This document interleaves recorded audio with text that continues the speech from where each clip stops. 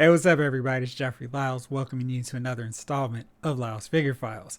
So, we're days away from Christmas right now as I'm recording. Got a lot of presents to wrap, and I'm trying to figure out some excuse to go back out to the stores in the hopes of finding something in the action figure aisles.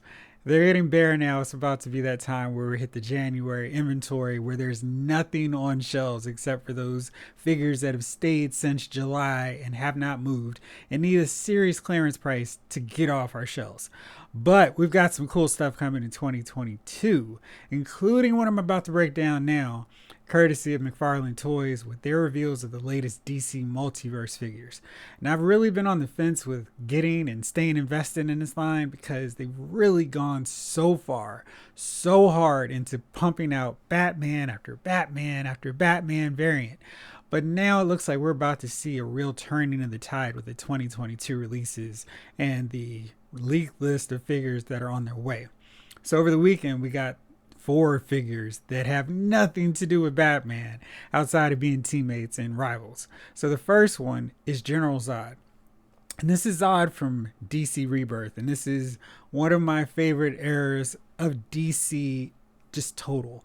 I had gotten to a point where maybe it was a time where Ted Kord got blasted in the head by Maxwell Lord, and I was like, you know what, I'm starting not to like the direction that DC's going in. And they did a lot of crazy stuff over that time period after Infinite Crisis. We saw just a ton of characters who were beloved getting killed just for shock value, and it didn't feel like the great classic era of DC that I was enjoying up to that point. And I think the actual breaking point for me was Cry for Justice, when Speedy, Roy Harper's daughter Leanne, got killed just for the sake of adding a little trauma to a character that already had enough. It was terrible, and that was the point where I was like, this is awful. And then DC decided, well, let's just keep shaking things up. We're going to go to Flashpoint. So to some extent, I was okay with Flashpoint because the DC proper had become a mess. But 52 got a little bit too far to extremes. The Teen Titans were a mess. And there were just some other takes on characters that I didn't enjoy. So when DC unveiled DC Rebirth, I was really excited. And that's when I started reviewing comics for DC and reading everything they put out every week. And honestly, I love the Rebirth era. There were so many good titles. Aquaman, Green Arrow, Nightwing's still good. Superman was the best it had ever been at that point. I mean, I guess I shouldn't say ever been, but as good as it was back in the heyday of Dan Jurgens and Louise Simonson, just all those great writers working on Superman. So Rebirth comes along, and it's just amazing. They're doing these great classic takes on characters that feel modern and contemporary for new audiences. So it's hitting everything right. And then gradually, DC lost interest. They did Heroes in Crisis. And then they brought in Brian Michael Bendis to take a huge creative wrecking ball to everything that had been done great to Superman and just left it in shambles. And so many creators, so many writers are trying to pick up the pieces, but so much of the damage has been done. But General Zod came back, and he appeared in Superman. Then he went over to Suicide Squad, and that was really fun. So this is him in his Kryptonian armor, and it looks good. You see this picture here. We've got him facing off against Hal Jordan, Superman, and Batman. So we're starting to get a little bit of the Justice League. We're going to see a few more members of the team. So this is good. And I like to see a Superman villain entering the fray that's not tied to Batman or something. We got Lex Luthor, we've got Lobo, and now we've got Zod, another classic member of the Superman Rogue Gallery. And of course, I can't forget about Bizarro. But this armor looks really good. It helps him look different than Superman. Now granted, we've got a Superman coming with a beard, but this definitely looks different. We've got a little fleck of gray hair there. He's got the Zod symbol, his logo. He's got the cape with the cloak. So he definitely stands out, looks more Kryptonian with his appearance than just a guy in black spandex fighting Superman. Really nice job. As usual, of course, the articulation on this line is always going to be the determining factor for me grabbing him. But, just to have on the shelf, I think Zod looks really good. Right up there with Lex Luthor, right there with Lobo, and figure that I'm going to keep my eye on. maybe come December 2022 when he's $10, I'll definitely pick him up and add him to the collection. Next up is Superman. Now, right before Rebirth started, DC started toying with this idea that the Superman and Lois Lane from the pre-Flashpoint, pre-New 52 era was actually still alive and was in this New 52 universe. He was operating in secret in this black and silver solar recovery suit. We've already seen that black and silver look a few times, most notably, most famously in the return or the reign of the Superman. And this is what Superman wore. He had his long hair growing and he was ready to stop Cyborg Superman and Mongol. And that remains one of my favorite Superman and DC stories. I shouldn't qualify it. It's just one of my favorite DC stories, just because it made you appreciate how great a character Superman was. Brought in these 4 guys to replace him. They didn't really take, and then Superman comes back. And it's just amazing. This is that suit once again. Got the silver boots this time. And it's a really nice looking figure. Got Superman with the beard. That was how he looked in this comic. You can see it's pretty much a reuse of the earlier Superman Action Comics 1000 figure with the tights, with the Superman logo, all that good stuff. But I really like the head sculpt. It looks good. I'm almost tempted to buy this just because I really love how they put Superman back into the Rebirth universe. So that's a nice one. Definitely want to keep an eye on as well. So here's where I'm like, oh, okay, McFarlane is not messing around now. We're actually getting some really well done, well crafted versions of the Justice League. Here's Aquaman. And this is from Endless Winter, and you know those titles are kind of meaningless because this is just classic Aquaman. The scaling on his outfit, on his shirt, look amazing, and you can see the scales on the tights as well. The belt design is also just superb. The only thing I don't like, and I'm just wondering if this is maybe this prototype, he's got his eyes looking up. I never like those angled looks for eyes. Want the eyes on figures looking straight ahead, so there's no funky, hey, he's always got to look up at Superman or look up at, anybody coming around. You can't just look Wonder Woman right in the eyes. Maybe he's trying to avoid looking down while he's checking out Wonder Woman. So maybe that's what's going on here. But otherwise, this is definitely, to me, one of the standout figures that McFarlane Toys has done so far with this line. Just a really great job on Aquaman. And then next up is Martian Manhunter, and this really reflects a Riley Rosmo take on him with the head sculpt. I love the design on it. This is a more modern version of him, so we don't see the green legs of John. So even though he's been working out at LA Fitness, we don't get to see that with this outfit. But I still like it. It shows really nice. The cape flows well. I like the collar piece, the chest piece. It's a really cool design, and I love the head sculpt. It's got lots of character. I'm sure at some point we'll see a variant with maybe more of the Gumby alien head for John, but this is a nice one. So McFarlane Toys has really responded. We've got 4 prototype figures that have nothing to do with Batman, adding 2 members to the Justice League. So if you've been slowly collecting the JL, you've got Superman, you got Batman, you've got both Green Lanterns, Hal Jordan, John Stewart, and Flash with a slightly cartoonish face. Now we add 2 more to the list, add in a really important Superman villain and a nice alternate take on Superman. So really strong reveals from McFarlane Toys. Now there's also a leak list that shows us a few more figures that are coming down the pipeline, and I guess we'll start to see them over the next few months in 2022. First up is Anti-Crisis Wonder Woman. This is her final form in Dark Knight's death metal, as she took on the Batman who laughs in his full-on wraith form. You see she's still got her chainsaw from the start of metal, and she's got a cape. As far as a variant goes, this isn't a terrible one. It's kind of an interesting look for Wonder Woman if you really wanted one. I'm still waiting for just a classic basic Wonder Woman that can fit in with my Justice League, but so far we're still just getting various variations of her. It's kind of frustrating, but I know Wonder Woman will eventually see her, so there's no need to worry or be impatient. She's coming. But this is a neat looking variant.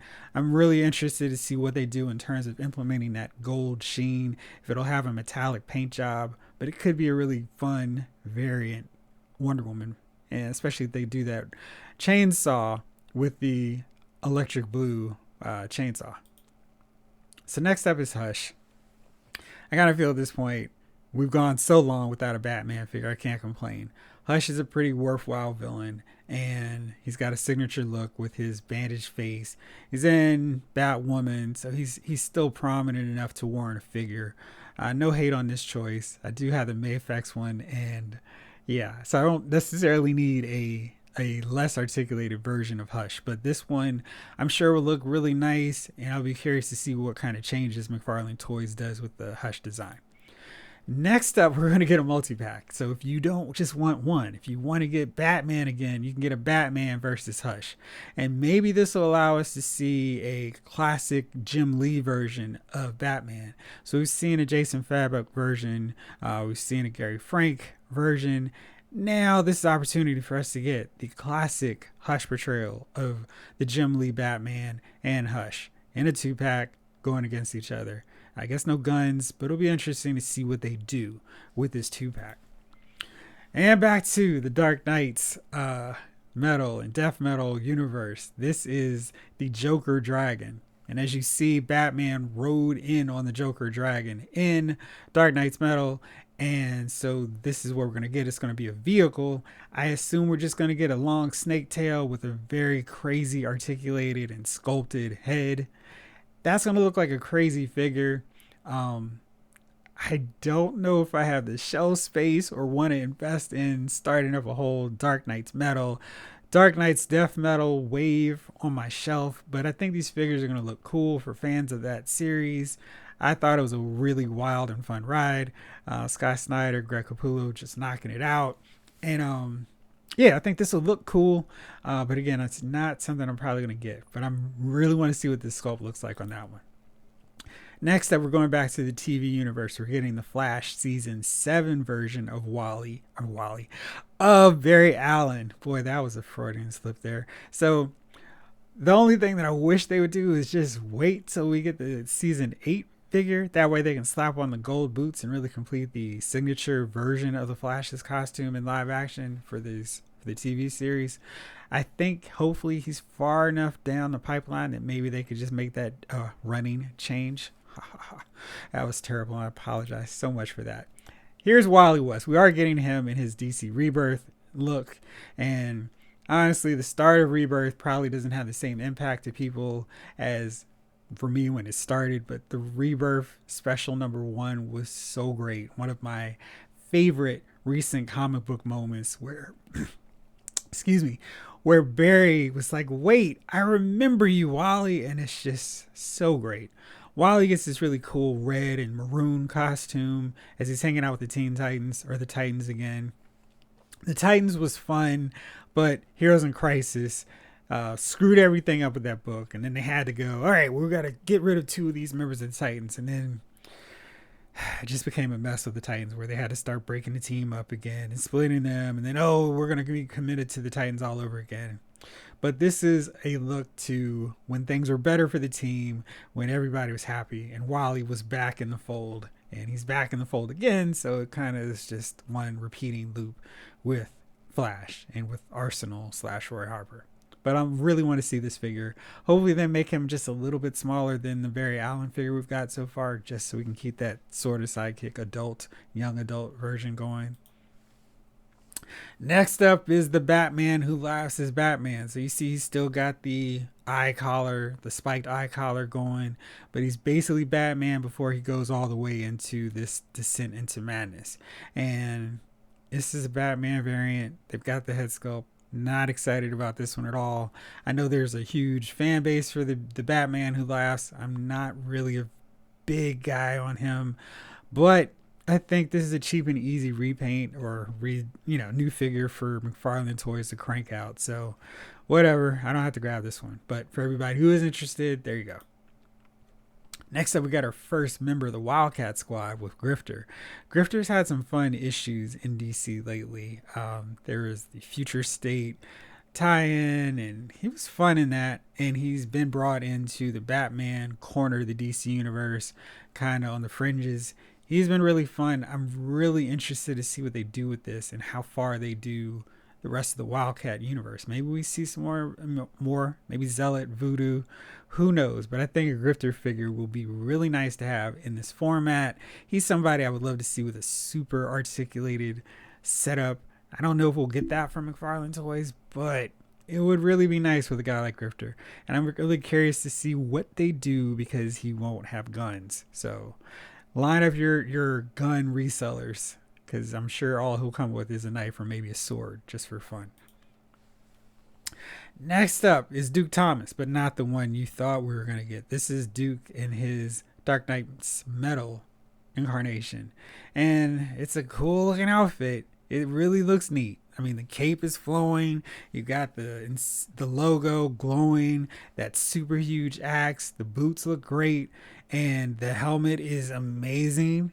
But it's just like, how many variations of Batman do we need from the Dark Knight's Metal universe? So here's another one.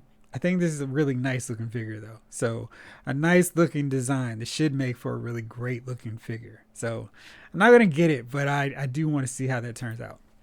Next up is John Kent, future state version of Superman.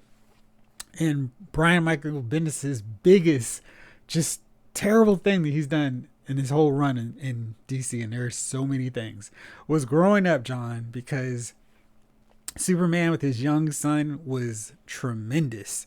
I mean, I don't care what's going on right now. Like, I don't care, I'm not hating on what they're doing with John now. I thought that they had something sweet and unique where Superman was raising his young son and teaching him how to be a hero. And Bendis came in and just wiped it out, and just like that, like a Thanos snap. And just to make him a teenager, throw him onto his crappy Legion of Superheroes book that's now apparently getting a cartoon from HBO Max. I want none of that. But yeah, so we're going to get this version. Now, when we get this future state version of Superman, I hope that we get the rest of that future state Justice League. So new Batman, Yara Flor, Wonder Woman, Aquawoman, Sojourner Joe Mullen as Green Lantern, and Flash. So I think that's the team. But yeah, so I think we hopefully we'll get that whole squad in there along with him. And since there's another Batman in there, I know we're going to get him at least. So next up and final member of this leak list is Red Robin. So there's no real details if we're going to get the version that was in Detective Comics, when Detective Comics was the best team book in DC, because it was the Gotham Knights with Batman, Batwoman, spoiler, Red Robin, Tim Drake, and Clayface. That was such a great book, and it was such a cool team dynamic. And then we got Azrael, we got Batwing added to the book later on. But it was definitely the best team book, especially since Justice League was kind of faltering starting out of the Rebirth blocks. But this is his look there. But of course, we could also get this version of Red Robin. They haven't done a whole slew of pre-52 looks for these characters, so if I were to bet, I'm thinking we're probably going to see this one and leave this one for maybe a Kingdom Come wave, which I think could be pretty fun if they did that.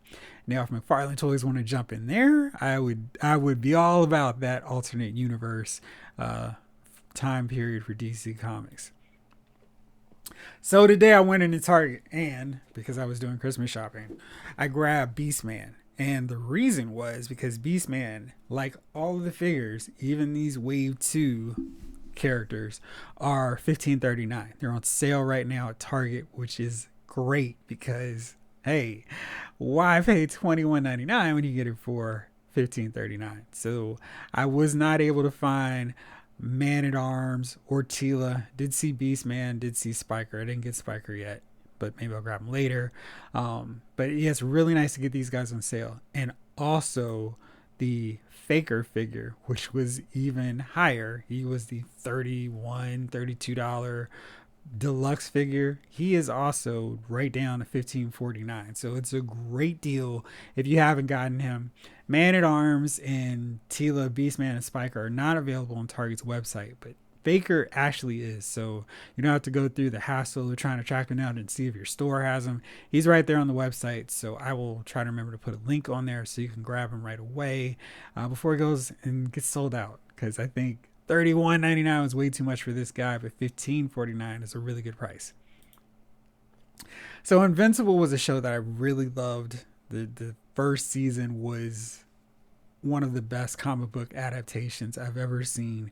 They were so true to everything about the comic, and the cartoon delivered. The voice cast was stellar. The animation was great. I mean, I just felt like this is a series that understands its source material and is 100% doing right by it. We're getting the second wave of Adam, Eve, and Robot. And the only disappointment is it's just still two figures. At this rate, we're never going to get the whole world of Invincible. And I really just want to see somebody come in and do like a full 8-figure wave, every quarter of the Invincible universe, because there's so much potential. There's so much possibilities. I mean, they could crank that out for years just from the characters Invincible alone. The different variations of Invincible. Yeah. So we're getting these guys from Diamond Select, and they look pretty decent. Look pretty consistent with the cartoon visual. I would love to see a comic book set of these guys though, for real, like full 8-inch, super articulation, the whole works. Right now, you can get Mark and then an Omni-Man from retailers like Entertainment Earth or your local comic book store. So check them out and keep supporting this wave so we can see what else we get from this Invincible series. I got a surprise today. So my Entertainment Earth order of Alley Vipers was processed, and that was set for July 2022. So that's a long way from now, but it's processed. And I know that some people are seeing their Cobra Bats also getting processed from Big Bad Toy Store. GameStop had a special where you buy two, you get the third for 50% off, which essentially knocked the bats down from the $22.99 to a $20 price point, which is great. As everything's going up, it's great to have these discounts like at the Entertainment Earth sale, where it's like you spend over $100, you get a big discount. GameStop, even Amazon was doing a sale at some point. So it's really nice to get those. But if you were hoping to spread out your holiday shopping and purchases for later, and expecting figures that were listed to come out for next summer you may want to make sure your account's all straight and you've got space for it, because I've got an army of Alley Vipers coming apparently very soon, and I'm sure the bats won't be too far behind. And finally, this was the coolest thing that I've seen all day. Super 7 is releasing a special Arctic Rescue Vehicle pack only on their website, super7.com, and this features the blind Arctic huntsman rescuing Snake Eyes after he was infected and corroded and corrupted by the radiation poisoning from getting the crystals at the mine. And he comes with his sleigh dogs, or he comes with his sleigh and his dogs, and a corrupted Snake Eyes who has his suit sort of irritated, and it's got this neon white deal going, so it's not the black. And it's just a really, really cool idea. I just love this. Here's an actual shot of the figures. So you see the sleigh dogs, the sled, a Snake Eyes actually fits in the sled, and then the huntsman hanging out there. You can see his eyes having that kind of darkened look. When I saw that for the very first time, I swore he was Zartan. He was setting up Snake Eyes, and he had set a booby trap in this thing with the gas that was going to take care of all the Joes once they got back to the base. But then I was like, wait, he's actually really just trying to help them. So no sign yet if we're going to get a bear. Maybe we can use that Marvel Legends Ursa Major as the bear to fight him. And no timber, but it's a really cool set, and I think this is really fun. It's $75. Again, you get the sleigh dogs, and 2 figures, and I think he comes with his big, massive gun as well to ward off the bear. But a really cool set, and something that fans of old school G.I. Joe cartoons probably really think is cool, like I do. All right, well, that's it for me. I'll be back really soon because I need to start breaking down some of my favorites from 2021. I'm not quite sure which way I'm going to go with it because I have way too many figures to unbox. The review, I just finished the Marvel Legends Age of Apocalypse Wave 2, so I'm a little bit behind. But I did get this in the mail the other day. The X-Men Excalibur set with Captain Britain, Shadowcat, and Megan. Really nice to get 3/5 of Excalibur. We've already got Nightcrawler, so that's one less in the tank.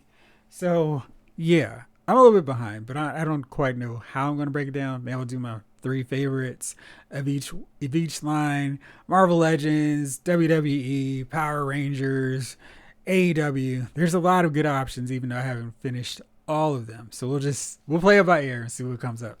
But thank you so much as always for watching, and let me know what you want to see me knock out first. So maybe I'll give that some priority. And I'll be back real soon. Thanks as always. This episode of Lyle's Figure Files has been filed.